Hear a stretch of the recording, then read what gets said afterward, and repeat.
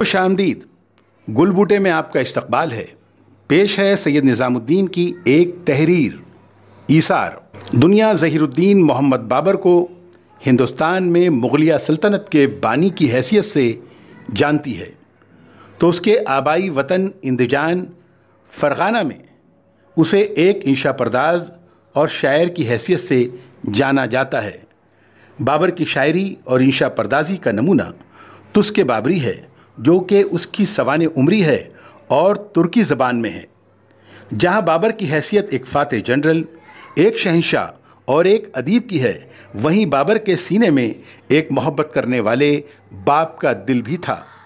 بابر کی پیدائش موجودہ ازبکستان کے فرغانہ ریاست کے ایک علاقے اندیجان میں 14 فروری 1483 کو ہوئی۔ بابر کے والد عمر شیخ مرزا فرغانہ کے امیر تھے۔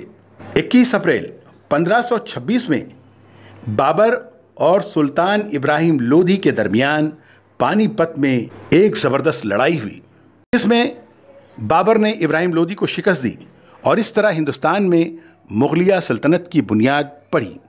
بعد کے زمانے میں یکے بعد دیگرے کئی مخالفین کو شکست دے کر بابر نے اپنی سلطنت کی بنیاد کو مزید مضبوط کیا۔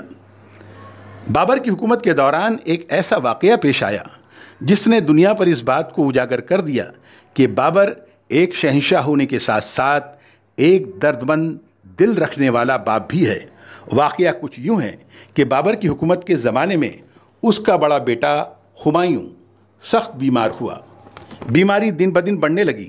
روز بروز ہمایوں کی حالت نازک ہونے لگی۔ بابر اپنے چہیتے بیٹے کی اس حالت سے بے حد غمگین تھا۔ حاصل کلام یہ کہ باوجود علاج ہونے کے ہمایوں کی طبیعت میں افاقہ نہ ہوا۔ اب بابر نے اپنے امراء و وزراء سے مشورہ کرنا شروع کیا۔ مشورے کے بعد بابر ایک مرد نیک یعنی ولی اللہ کی خانقاہ پہنچا۔ اللہ کے اس ولی نے کہا کہ شہنشاہ ہند کو آج کیا ضرورت پیش آئی کہ اسے اس فقیر کی کٹیا میں آنا پڑا۔ بابر نے دست بستہ کہا، حضور میرا ولی عہد بیمار ہے، دعا کریں اور کوئی راستہ بتائیں۔ اس درویش کامل نے بادشاہ سے کہا، بادشاہ صدقہ بلاؤں سے، آفتوں سے، مصیبتوں سے اور پریشانیوں سے روکتا ہے۔